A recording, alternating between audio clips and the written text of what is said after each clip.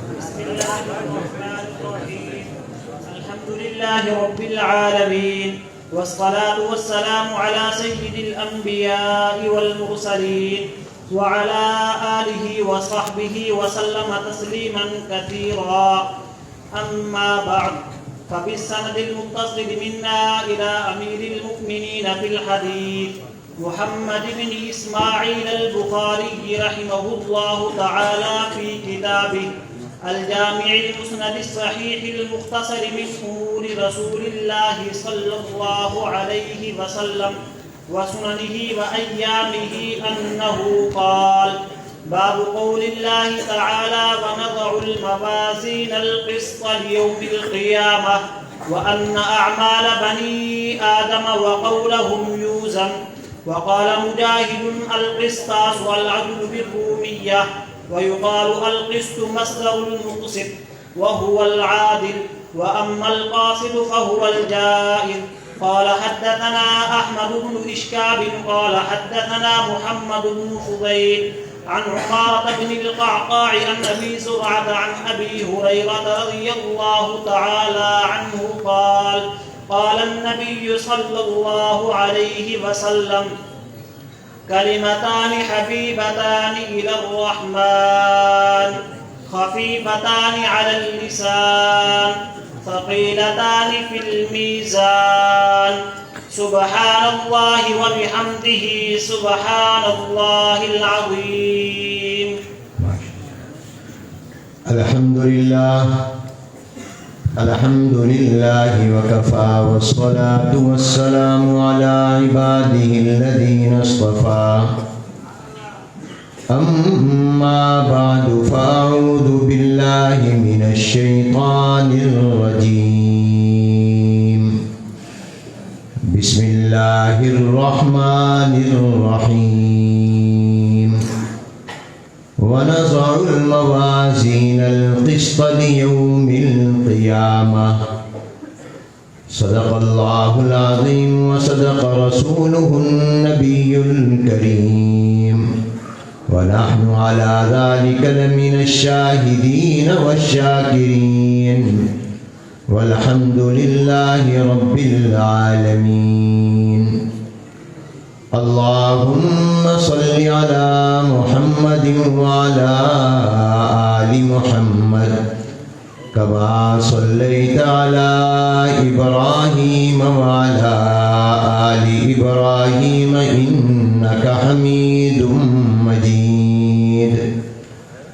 اللهم بارك على محمد وعلى آل محمد كما باركت على إبراهيم وعلى آل إبراهيم إنك حميد مجيد. قابل صد احترام حضرات علماء کرام، شیوخ حدیث، اساتذہ کرام، طلباء عزیز طالبات، ہماری عزیز طالبات بھی سبق میں شریک ہو جائیں، وہ بھی اپنی اپنی کتابیں بخاری شریف کھول لیں۔ عزیز طالبات، بزرگان محترم، برادران اسلام، خواتین اسلام، السلام علیکم ورحمۃ اللہ وبرکاتہ۔ آج بتاریخ 10 رجب المرجب سن 1444 ہجری مطابق 2 فروری سن 2023 بروز جمعرات بعد نماز ظہر وطن عزیز اسلامی جمہوریہ پاکستان اور اہل سنت والجماعت کی مشہور و معروف، مقبول، معیاری، دینی، اصلاحی، تبلیغی، تعلیمی، تربیتی درسگاہ جامعہ عمر بن خطاب ملتان کے اس سالانہ اجتماع میں ہم سب کی شرکت باعث سعادت ہے۔ دعا ہے اللہ تبارک و تعالیٰ اسے ہماری بخشش، مغفرت اور نجات کا سبب بھی بنا دے۔ میں شکر گزار ہوں ادارہ کے محتمم عزیز مکرم حضرت مولانا وقاص کریم صاحب زادہ اللہ علما وعملا وشرفا، اور ان کے تمام برادران کا، اساتذہ کرام کا، بالخصوص جامعہ کے شیخ الحدیث مخدوم و مکرم حضرت اقدس مولانا سیف الرحمن صاحب دامت برکاتہم العالیہ کا، جنہوں نے اس اجتماع میں شرکت کی دعوت دی اور مجھے اس بات کا پابند فرمایا کہ میں اپنا سبق ان کو سناؤں۔ ابھی مجھے حضرت رحمت اللہ علی کے صاحبزادے حضرت مولانا وقاص صاحب نے بتایا کہ ابا جان رحمت اللہ علی اپنی زندگی میں ہی یہ طے کر گئے تھے کہ اس سال بخاری شریف کا آخری سبق حنیف سنائے گا۔ گویا یہ ان کا فیصلہ تھا جس کے حکم کی تعمیل ہو رہی ہے۔ میں قطعاً اس کا اہل نہیں ہوں، علم اور عمل کے اعتبار سے تہی دامن ہوں۔ اس مجلس میں مجھ سے کئی گنا بہتر اہل علم موجود ہیں، عمل اور تقوی کے پیکر موجود ہیں، اور پھر ادارے کے شیخ الحدیث حضرت مولانا سیف الرحمن صاحب دامت برکاتہم العالیہ ہی اس کے اہل بھی تھے، حقدار بھی تھے۔ یہ انہی کا مقام اور مرتبہ تھا کہ بخاری شریف کا آخری سبق بھی وہ پڑھائیں، لیکن ہمارے ہاں بزرگوں میں چھوٹوں کو آگے کرنے اور بڑا بنانے کی ہوتی ہے، ذرہ نواز ہوتے ہیں، تو انہوں نے مجھے اس بات کا پابند کیا اور حکم دیا۔ تو میں اپنا سبق اس نیت سے سنا رہا ہوں کہ اگر کوئی غلطی ہوگی تو اہل علم اس کی اصلاح فرما دیں گے۔ ادارہ کے بانی شیخ الحدیث حضرت مولانا کریم بخش صاحب رحمۃ اللہ علیہ کے حالات ہم سب نے ابھی سنے، آپ نے اور ہم نے ان کو دیکھا بھی۔ وہ داعی اللہ تھے، وہ مبلغ اسلام بھی تھے، مدرس بھی تھے۔ اللہ نے ان میں کئی کمالات اور صفات کو جمع کر دیا تھا۔ وہ اس وقت اپنے اللہ کے پاس ہیں اور جنت میں ہیں۔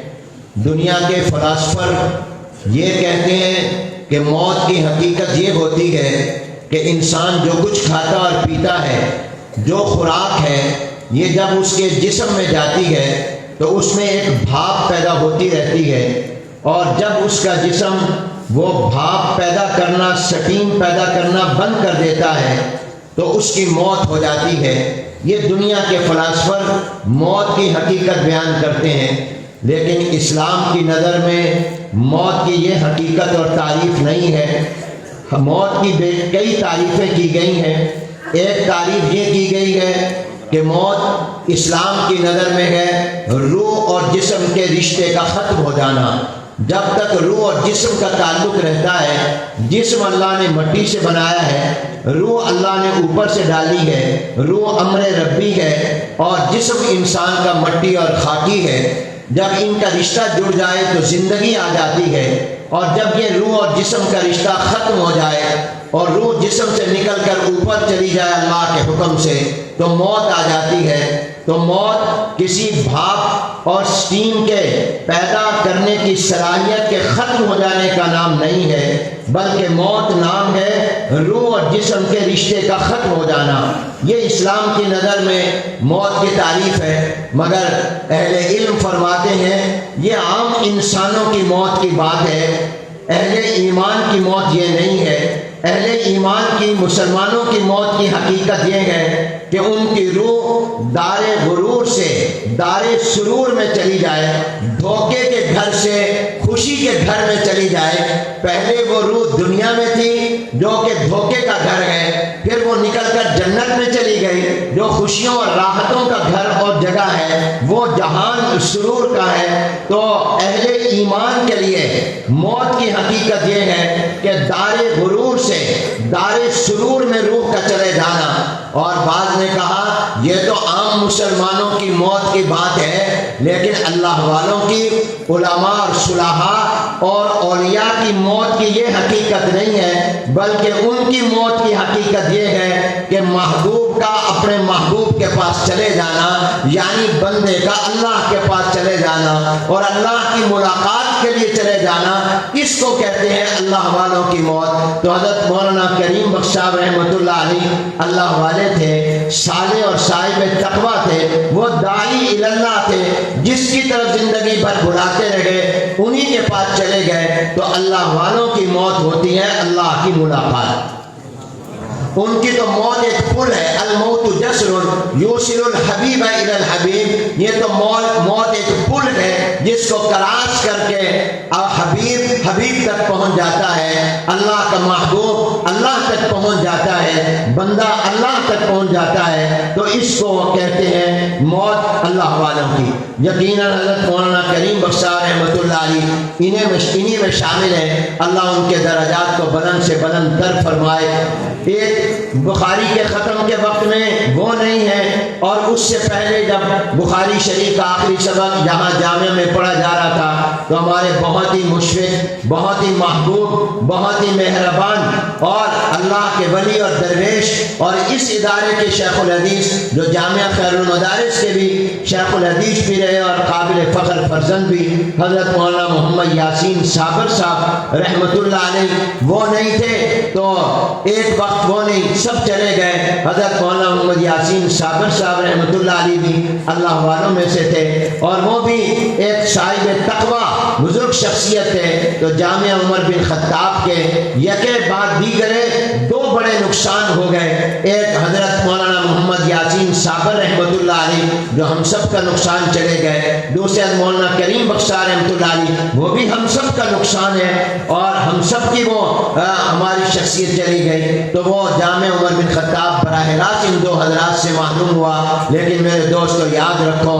یہ اللہ کا نظام ہے، یہاں کوئی ہمیشہ نہیں رہتا، آنے والے آتے ہیں اور چلے جاتے ہیں۔ میرے دادا کی وفات پر حکیم الاسلام حضرت مولانا قاری محمد طیب صاحب رحمۃ اللہ علیہ نے اپنے تعزیتی بیان میں یہ فرمایا تھا کہ یہ اللہ کا نظام ہے کہ کچھ لوگ آنے والے آتے رہیں گے، جانے والے جاتے رہیں گے۔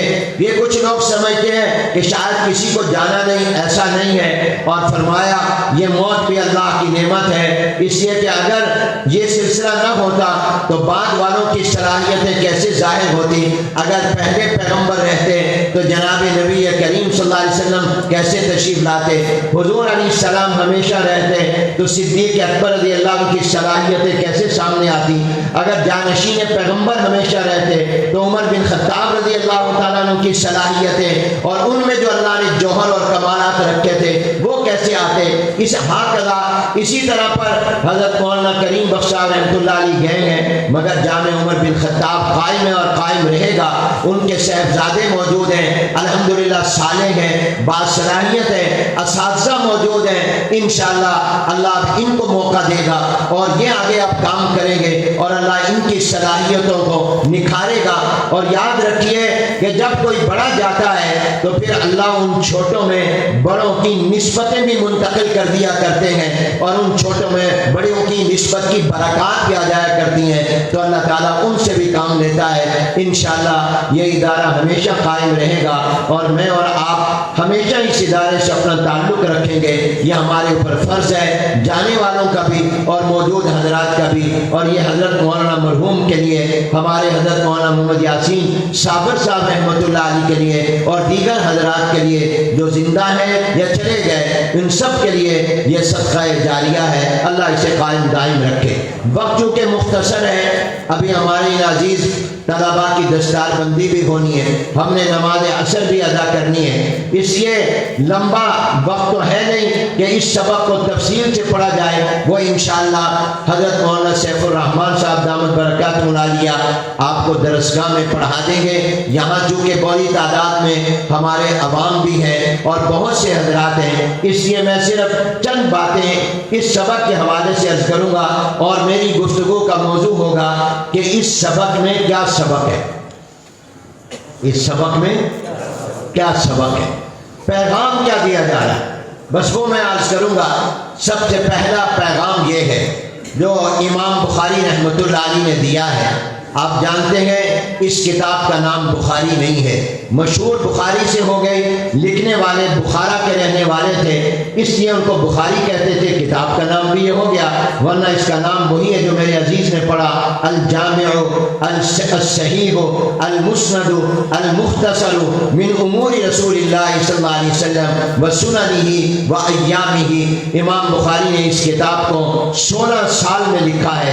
حضور علیہ السلام کی 6 لاکھ احادیث میں سے ان احادیث مبارکہ کا انتخاب کیا ہے اور اس انداز سے ان احادیث کو مرتب کیا ہے کہ پورے 16 سال امام بخاری رحمۃ اللہ علیہ نے روزہ رکھا ہے اور ہر حدیث سے پہلے 2 رکعت نفل پڑھی ہے۔ 8000 حدیثیں ہیں، گویا 16,000 رکعتیں امام بخاری نے اس کتاب پر پڑھی ہیں، پھر استخارہ کیا ہے اور اس کتاب کو لکھا ہے خانہ کعبہ میں، مسجد حرام میں، مکہ المکرمہ میں، اور اس کے تراجم اور ابواب اور عنوانات قائم کیے ہیں مدینہ پاک میں، حضور علیہ السلام کے منبر اور حضور علیہ السلام کے روضہ مبارک کے درمیان، اور یہ درمیان کی جگہ ریاض الجنہ کہلاتی ہے، جنت کا ٹکڑا ہے، وہاں اس کتاب کے تراجم عنوانات وہاں پر ابواب قائم کیے ہیں۔ اور پھر اللہ سے پوچھا ہے، اللہ میری تحقیق میں آپ کے نبی کا فرمان ہے، اب آپ میرے دل میں ڈالیں گے کہ میں نے صحیح سمجھا ہے اور میری تحقیق درست ہے تو میں لکھوں گا ورنہ نہیں لکھوں گا۔ اللہ نے دل میں ڈالا، پھر امام بخاری نے لکھا۔ امام بخاری صرف حافظے کے اندر ہی سب سے بڑے اونچے درجے پر نہیں تھے، صرف علم میں ہی نہیں تھے، تقوی اور عمل میں بھی تھے، اور اللہ نے ان کی کتاب کو جو قبولیت دی ہے وہ ان کے تقوی کی وجہ سے دی ہے، ان کے نیک اعمال کی وجہ سے دی ہے، ان کی شب بیداری اور عبادتوں کی وجہ سے دی ہے، علم بھی اللہ نے ان کو دیا ہے۔ اور امام بخاری رحمۃ اللہ علیہ یہاں بخارا کے رہنے والے تھے، جو ازبکستان وسط ایشیا کی ریاستوں میں سے ایک ریاست ہے، اور یہاں کی زبان فارسی زبان تھی۔ امام بخاری کی مادری زبان بھی فارسی زبان تھی، یہ عربی نہیں جانتے تھے، عربی ان کی زبان نہیں تھی، مگر اللہ نے ان کو ایسا عربی کا بھی ماہر بنایا۔ فارسی زبان، بخاری میں ایک جگہ فارسی کا لفظ بول گئے بجائے عربی کا لفظ بولنے کے، لیکن اللہ نے عربی میں بھی ایسا بنایا کہ عربوں کے بھی سر امام بخاری کی اس کاوش کے آگے جھک گئے، اور عرب و عجم کے علماء نے کہا کہ قرآن کے بعد سب سے زیادہ صحیح اور معتبر کتاب ہے تو وہ امام بخاری کی یہ بخاری شریف ہے۔ انہوں نے بھی اس کو تسلیم کیا، وہ آسانی سے نہیں مانا کرتے، تو یہ ذالک فضل اللہ یؤتیہ من یشاء، اور اس میں ان کی ماں کی دعاؤں کا بڑا دخل تھا۔ یہ بچپن میں نابینا ہو گئے تھے، بعض کہتے ہیں پیدائشی نابینا، بعض لکھتے ہیں کہ بعد میں نابینا ہو گئے۔ ماں اٹھ کر رات کو تہجد میں دعائیں مانگتی تھی، اللہ میرے بیٹے محمد بن اسماعیل کو بینائی دے دے، ان کا نام محمد ہے، والد کا نام اسماعیل ہے۔ میں کہا کرتا ہوں نام بھی اچھے رکھا کرو، ناموں کا بھی اثر ہوتا ہے۔ ان کے ماں باپ نے ان کا نام محمد رکھا، اس نام کی برکت بھی ہوئی کہ اللہ نے نبی محمد کی حدیثوں کے لیے امتی محمد کو چن لیا۔ پیغمبر کا نام محمد صلی اللہ علیہ وسلم ہے، ان کی حدیثوں اور زندگی کو محفوظ کرنے کے لیے اللہ نے امتی محمد کا انتخاب کر لیا۔ حضور اسماعیل علیہ السلام کی اولاد میں سے ہیں، ان کے والد کا نام بھی اسماعیل ہے، اور پھر نابینا ہے، ماں دعائیں کر رہی ہے، اللہ میرے بیٹے محمد کو بینائی دے دے۔ دعا قبول ہو گئی۔ خواب میں حضرت ابراہیم علیہ السلام ان کی والدہ کے آئے، اور خواب میں ابراہیم علیہ السلام کی زیارت ہوئی۔ ابراہیم علیہ السلام نے خوشخبری سنائی کہ اے امام بخاری کی والدہ، اللہ نے آپ کے بیٹے کی بینائی کو آپ کی دعا کی وجہ سے واپس کر دیا ہے۔ ماں جب صبح کو اٹھی دیکھا تو بیٹے محمد کی آنکھوں میں روشنی موجود تھی، بینائی موجود تھی۔ ماں کی دعا میں بڑی طاقت ہوتی ہے۔ ماں کی قدر کیا کرو، ماں کی عزت کیا کرو، ماں کا احترام کیا کرو، ماں کے پاؤں دبایا کرو، کبھی ماں کا دل نہ دکھانا، کبھی باپ کا دل نہ دکھانا۔ ہر ایک کی مثل مل جائے گی، دوست سے بڑھ کر دوست مل جائے گا، ساتھی سے بڑھ کر ساتھی مل جائے گا، کوئی نہ کوئی ہر ایک کی مثل ہوگی۔ مگر میں کہا کرتا ہوں کہ اللہ نے نہ ماں جیسی چیز بنائی نہ باپ جیسی چیز بنائی۔ اپنی ماں کی قدر کیا کرو، باپ کی قدر کیا کرو، اور ان کے پاؤں دبایا کرو۔ اللہ نے جنت ماں کے قدموں میں رکھی ہے، والد کو تمہاری جنت کا دروازہ بنایا ہے، اس لیے کبھی ان کے سامنے اونچی آواز سے بات بھی نہ کیا کرو۔ وَلَا تَقُلْ لَهُمَا اُفٍّ، اللہ نے کہا اوئے بھی نہ کہنا اپنے ماں باپ کو۔ اگر اف سے بھی نیچے درجے کا کوئی لفظ ہوتا تو اللہ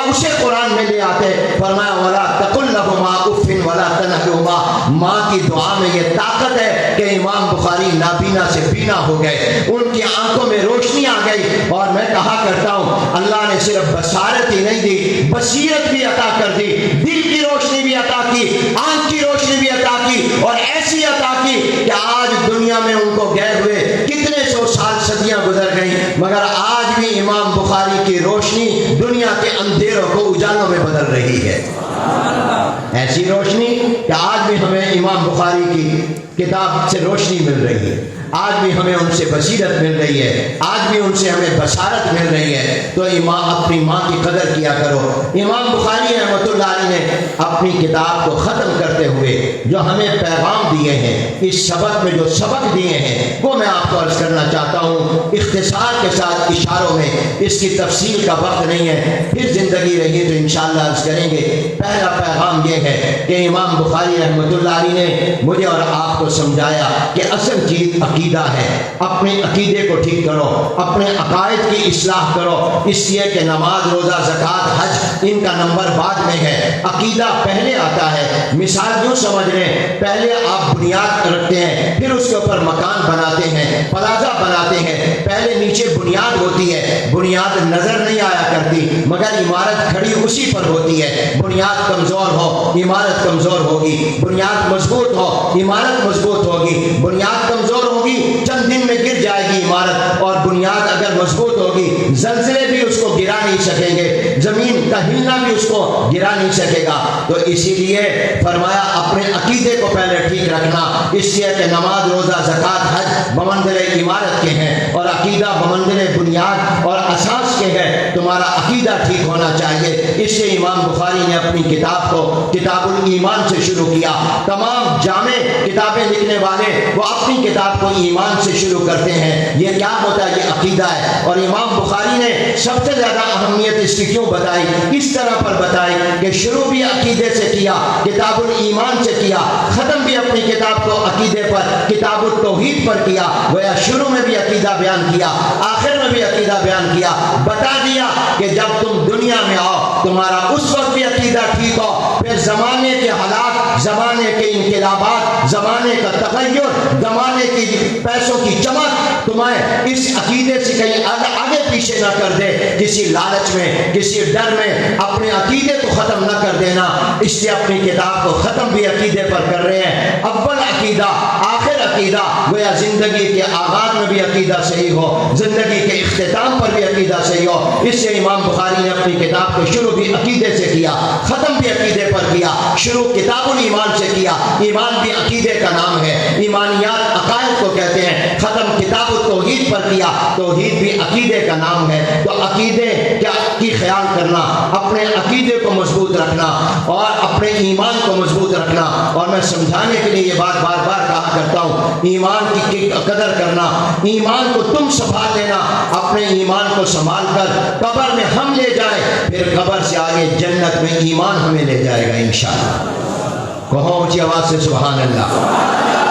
اپنے ایمان کو سنبھال کر قبر تک لے جاؤ، اپنے ایمان کو سنبھال کر موت تک لے جاؤ، پھر انشاءاللہ یہ کلمہ اور ایمان تمہیں انگلی پکڑ کر پل صراط سے بھی، یوم حساب سے بھی آگے جنت میں لے جائے گا۔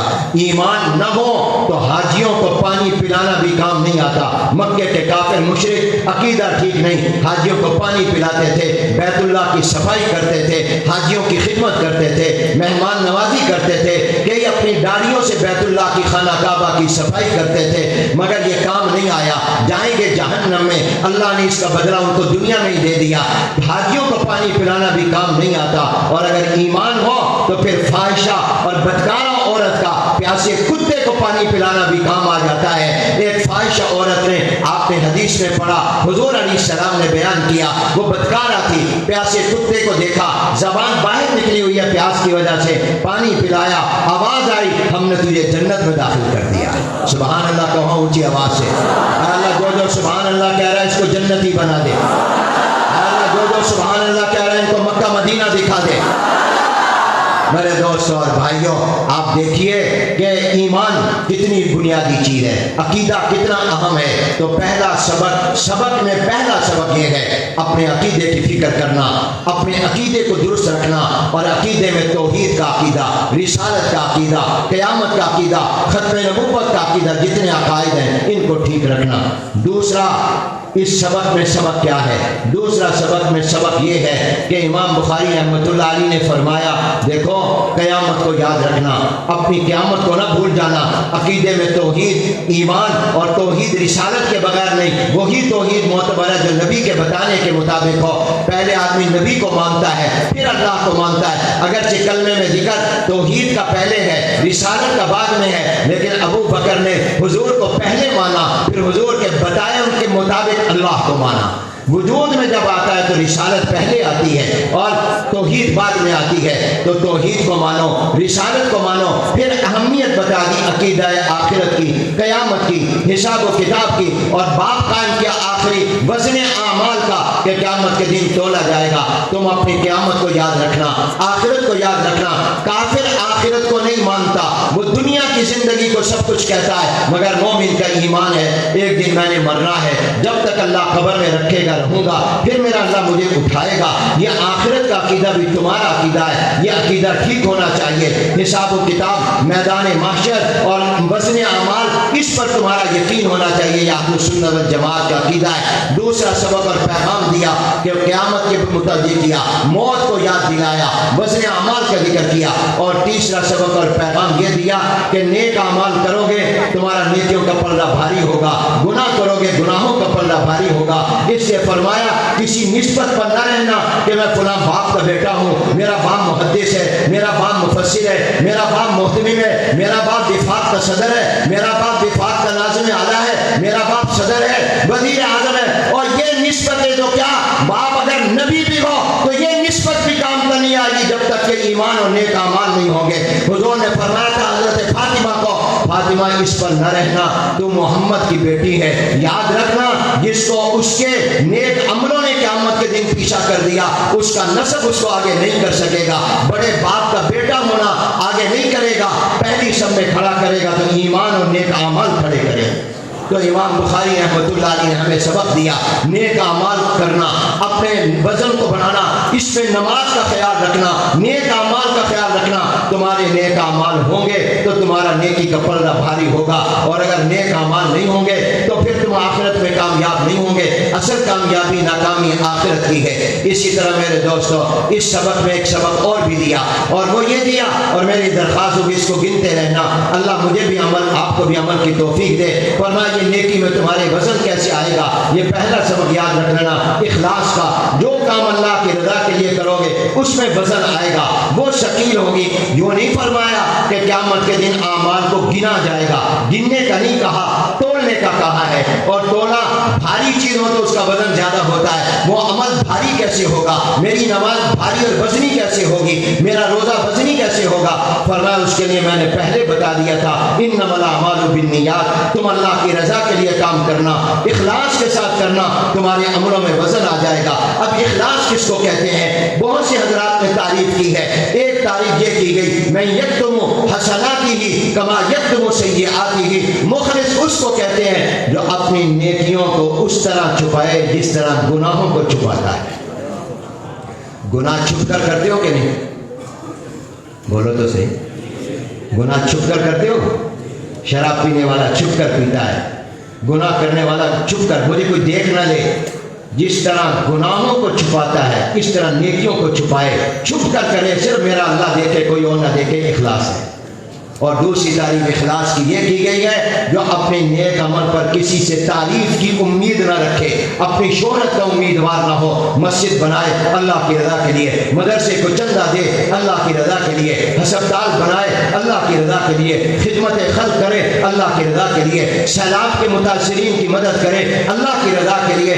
یہ امید نہ رکھے کہ لوگ میری تعریف کریں، میری شہرت ہو، ہر ترغیب کے لیے اس کو بیان کر رہا ہے تو اور بات ہے، ورنہ اپنی تعریف کا امیدوار نہ ہو۔ اور بعد میں کا اخلاص اس کو کہتے ہیں جس کی خلوت اور جلوت، اس کی جلوت بھی اس کی خلوت کی طرح جلوت ہو جائے، جو نیک عمل جس طرح چھپ کر تنہائی کمرے میں کر رہا ہے ویسے ہی مسجد میں کرے. یہ نہیں کہ کمرے میں تو نماز جلدی جلدی پڑھ رہا ہے اور مسجد میں آ کے لمبا رکوع لمبا سجدہ لوگوں کو دکھانے کے لیے. ایسا نہیں. جس کی عبادت اور زندگی جلوت والی بھی خلوت کے مطابق ہو اس کو کہا جائے گا کہ یہ مخلص ہے. تو اپنے اندر اخلاص پیدا کرو, وزن آئے گا. ایک سبق اور امام بخاری رحمۃ اللہ علیہ نے دیا اور وہ یہ دیا کہ علماء کرام خاص طور پر اور ہر مسلمان بھی اپنے دور کے فتنوں پر نظر رکھے, اپنے زمانے کے فتنوں پر نظر رکھے, اپنے علاقے کے زمانوں پر نظر رکھے. امام بخاری کے دور اور زمانے میں معتزلہ کا گمراہ فرقہ تھا, جہمیہ کا تھا, کرامیہ کا تھا, مرجیہ کا تھا. ان کے عقیدے اسلام کے خلاف تھے, قرآن و سنت کے خلاف تھے. یہ گمراہ لوگوں کو کرتے تھے, خود بھی گمراہ تھے. یہ باطل فرقے تھے, گمراہ فرقے تھے. امام بخاری نے اپنی پوری کتاب میں اہل سنت والجماعت کے عقائد کو ثابت کیا. امام بخاری ان کے وکیل ہیں. کہیں معتزلہ کا رد کیا, کہیں انہوں نے مرجیہ کا رد کیا, کہیں کرامیہ کا کیا, کہیں جہمیہ کا کیا, اور جہاں دل چاہا سب کا بھی کیا. اور بلا موقع آیا تو ان سب کی بھی تردید کی ہے. اس سے پیغام دیا, اس سبق میں سبق دیا. لوگوں اپنے زمانے کے گمراہ فرقوں پر نظر رکھنا, باطل نظریات پر نظر رکھنا, ان کی تردید کرنا, اس کا رد بھی کرنا. صرف حق بیان کرنا نہیں ہے, باطل کو بھی رد کرنا ہے, باطل کی بھی تردید کرنی ہے. صرف امر بالمعروف نہیں کرنا, نہیں علی منکر بھی کرنی ہے. پوری دعا پر عمل کرنا ہے. اللہم ارنا الحق حقا وارزقنا اتباعہ وارنا الباطل باطلا وارزقنا اجتنابہ. حق کو بھی بیان کرنا ہے اور باطل کو بھی آشکارا کرنا ہے تاکہ لوگ کہیں باطل کی طرف نہ چلے جائیں. غلط عقیدہ عمل ہو وہ بھی بتانا ہے, اور اپنے علاقے کے بھی, کیونکہ ہر علاقے کے اندر الگ الگ ہوتے ہیں. کہیں کوئی بدعت ہے, کہیں کوئی بدعت ہے. یاد رکھو سنت کی علامت یہ ہوتی ہے کہ پوری دنیا میں ایک ہی ہوگا سنت کا طریقہ, بدعت ہر علاقے کی مختلف ہو. یہی پہچان ہوتی ہے. حضور علیہ السلام دائیں ہاتھ سے کھاتے تھے, یہ آپ کی سنت ہے. امریکہ جاؤ وہاں بھی یہی سنت ہے, عرب میں بھی یہی سنت ہے, پاکستان میں بھی یہی سنت ہے. مگر بدعت سوئے میں, چہرے میں اور جناب اور کئی بدعات ہیں, اس کی شکلیں مختلف ہوں گی. کہیں کوئی شکل ہوگی, کہیں کوئی شکل ہوگی. تو امام بخاری نے اس سبق میں یہ سبق بھی دیا, یہ پیغام بھی دیا کہ اپنے زمانے کے فتنوں پر نظر رکھنا, اپنے زمانے کے گمراہ فرقوں پر نظر رکھنا, اپنے دور کے باطل نظریات پر نظر رکھنا, اس کی تردید بھی کرنا تاکہ لوگوں کا ایمان محفوظ رہے, ایمان کے ڈاکوں سے لوگ بچے رہیں, اور ان کے بارے میں بھی نشاندہی کرنا. مگر اس کی جو نشاندہی کرنا تو وہ قرآن و سنت کے دلائل سے کرنا, کلاشن کوف سے نہیں, گولی سے نہیں, بندوق سے نہیں, وہ گالی سے نہیں, وہ گولی سے نہیں, گالی اور گولی نہیں. تمہارا ہتھیار علم ہونا چاہیے. امام بخاری وزن اعمال کو ثابت کر رہے ہیں قرآن کی آیت وَنَضَعُ الْمَوَازِينَ الْقِسْطَ لِيَوْمِ الْقِيَامَةِ, آنے والی حدیث سے کر رہے ہیں. گویا تمہارا اسلحہ, تمہارا ہتھیار وہ قرآن و سنت کے دلائل ہیں. تمہارا ہتھیار تمہارا علم ہے. تو باطل کی تردید بھی کرنا, لیکن اس کی عقل کے, قرآن و سنت کے دلائل کے ساتھ اور عقلی دلائل کے ساتھ بھی کرنا.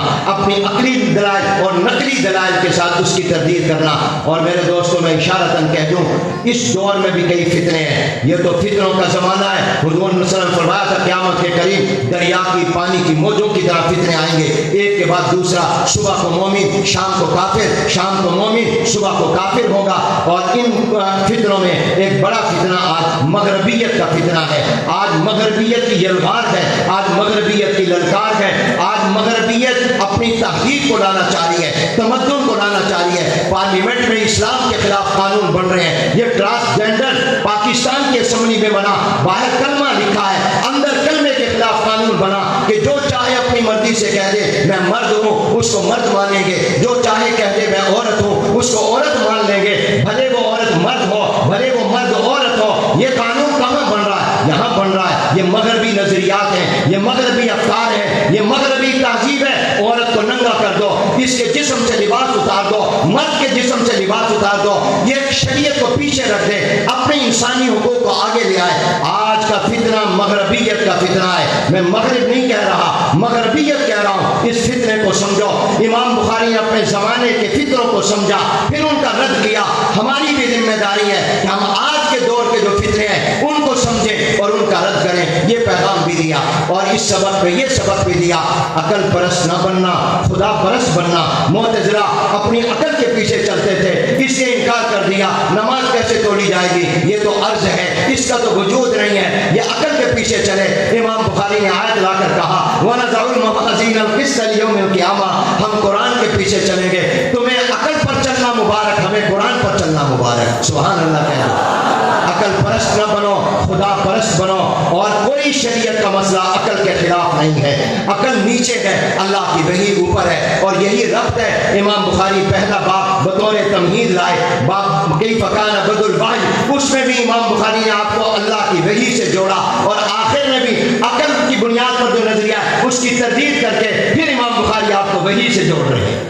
تم نے عقل انسانی کی پیروی نہیں کرنی، وحی الہی کی کرنی ہے۔ عقل کہتی ہے نہیں تولا جائے گا، نماز نہیں تولی جائے گی، اس کا الگ وجود نہیں ہے، مگر اللہ کی وحی کہہ رہی ہے وَنَضَعُ الْمَوَازِينَ الْقِسْطَ لِيَوْمِ الْقِيَامَةِ، حضور کی وحی کہہ رہی ہے کہ ثقیلتان فی المیزان۔ تم نے عقل کی بات نہیں ماننی، عقل کے خالق کی بات ماننی ہے۔ کہو انشاءاللہ۔ یہ پیغام دیے ہیں، پھر یہ پیغام بھی دیا ہے کہ تمہاری زبان ہر وقت اللہ کے ذکر سے آباد رہے۔ اپنی کتاب کو ذکر پر ختم کیا، تمہاری زبان پر بھی اللہ کا ذکر، تسبیحات رہنی چاہیے۔ چلتے پھرتے گانے نہ ہو، چلتے پھرتے اور باتیں نہ ہو، گنگناتے رہو، اللہ کا ذکر کرتے رہو۔ اس سبق میں امام بخاری نے یہ سبق بھی دیا ہے کہ اپنے آپ کو آخرت کی طرف متوجہ رکھو، آخرت کی فکر بھی کرتے رہو، اور اپنے آپ کو ادھر بھی رکھو۔ اور یہ بھی کہا ہے کہ کوئی عمل اور کوئی بات کرنے سے پہلے سوچ لو، کیوں؟ اس لیے کہ تمہاری بات بھی تولی جائے گی، تمہارا عمل بھی تولا جائے گا۔ جو کام کرنے لگو، جو بات کہنے لگو، سوچ لو کل میں اللہ کو کیا جواب دوں گا۔ میں کہا کرتا ہوں پہلے تولو پھر بولو، کیونکہ تمہارا بول تولا جائے گا۔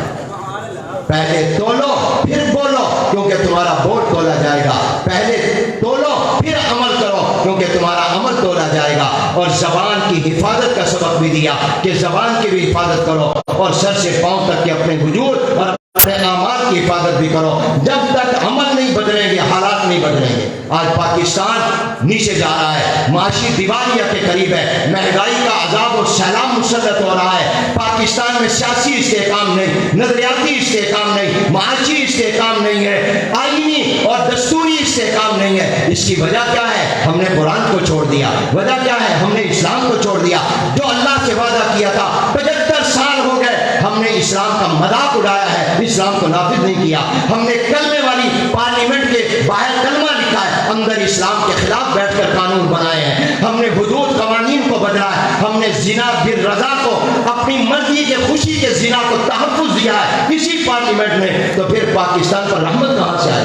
یاد رکھو اللہ کا قانون کافروں کے لیے اور ہے، اپنے ماننے والوں مومنین کے لیے اور ہے۔ اس لیے تم ان پر مت قیاس کرو، تمہیں اپنے حالات کو دیکھنا ہے۔ اس لحاظ سے میرے دوستوں پیغام یہ دیا ہے کہ اپنے آپ کو ٹٹولتے رہو، اپنا محاسبہ کرتے رہو، اور اپنا آپ کو ایک دوسرے ڈھونڈتے رہو۔ یہ میں نے چند اشاروں میں آخری سبق کے سبق بیان کیے ہیں۔ غلطی ہوگی علماء اصلاح کر دیں گے، اللہ آپ کو بھی عمل کی توفیق دے، مجھے بھی دے۔ اب سارے حدیث پڑھ لو اور حدیث کی برکت حاصل کر لو، سارے سیدھے ہو جائیں، دو زانو ہو جائیں۔ حضور علیہ السلام کی حدیث پڑھنے لگے ہو، حدیث کی عظمت، اللہ کے محبوب پیغمبر کی زبان نبوت سے نکلے ہوئے الفاظ، کیا خوش نصیب ہو۔ 1000 مرتبہ بھی کستوری اور عنبر سے ہم زبان دھوتے تو یہ اس قابل نہیں تھی، یہ اس کا کرم ہے کہ اس نے ہمیں اجازت دے دی اور کہا پڑھ لو۔ اور یہ بھی حقیقت میں وحی ہے، یہ بھی اللہ کی طرف سے ہے۔ پڑھیے بسم اللہ الرحمن الرحیم۔ کوئی زبان خاموش نہ رہے، حضور علیہ السلام کے حدیث کے طالب علم بن جاؤ تاکہ انوار و برکات مل جائیں اور دعا کے مصداق ہو جاؤ۔ حضور علیہ السلام نے فرمایا تھا اللہ اس کا چہرہ چمکائے جو میری ایک حدیث کو بھی سنے، یاد کرے، پھر جیسے سنا اسی طرح آگے سنا دے۔ پڑھیے بسم اللہ الرحمن الرحیم۔ قال النبی صلی اللہ علیہ وسلم